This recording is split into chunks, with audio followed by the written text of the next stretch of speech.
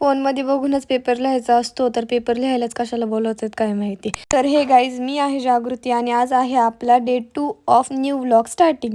तर 7:30 वाजता पेपर होता आणि 7:25 पर्यंत तर मी घरातच होते. काय माहिती कोणता कॉन्फिडन्स आहे माझ्यात, कुठं पण उठायचं कुठं पण सुटायचं, काय आपल्याच बापाचं आहे सगळं. तर ते जाऊ दे. हे बघा आमचं क्यूट लिओ, सकाळच त्याला बाहेर बांधलं होतं एवढ्या थंडीमध्ये. तर एवढ्या थंडीमध्ये सकाळी 7:30 वाजता पेपर ठेवले, लिहायचं कसं ते सुचत नव्हतं.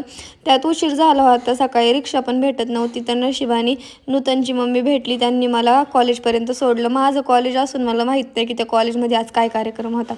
सगळा पेपर बघूनच लिहायचा होता, तरी पण मला वैताग आला होता लिहायचा. पेपर लिहून झाला आणि कळालं की ह्या कार्यक्रमाला मला सुद्धा बसावं लागणार आहे. 15 ते 20 मिनिटाचा कार्यक्रम, 2 ते 3 तास गेले तरी पण कार्यक्रम संपत नव्हता. एक झालं का एकाचं भाषण चालू होतं. माझ्या मागं काही हुशार मुली बसलेल्या, त्यांच्या गाण्यांच्या भेंड्या चालल्या होत्या. तसं सरून कार्यक्रम संपला.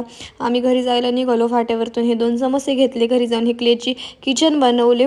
थोडा वेळ लिओसोबत खेळले. त्याच्यानंतर मला असं समजलं की आता मला दुकानावर बसायचं आहे. मला दुकानावर बसायचं खूप कंटाळा येतो. तरी पण मी दुकानावर जाऊन बसले. घरी आल्यावरती मॅगी खाल्ली आणि त्याच्यानंतर आम्हाला थोडे फोटो काढायचे होते, त्यामुळे मी साऊथ इंडियन लुक केला होता. त्याच्यानंतर मी आणि रिया पाणी आणायला गेलो होतो. जेवण केलं, गोळ्या खाल्ल्या आणि झोपले. Thanks for watching.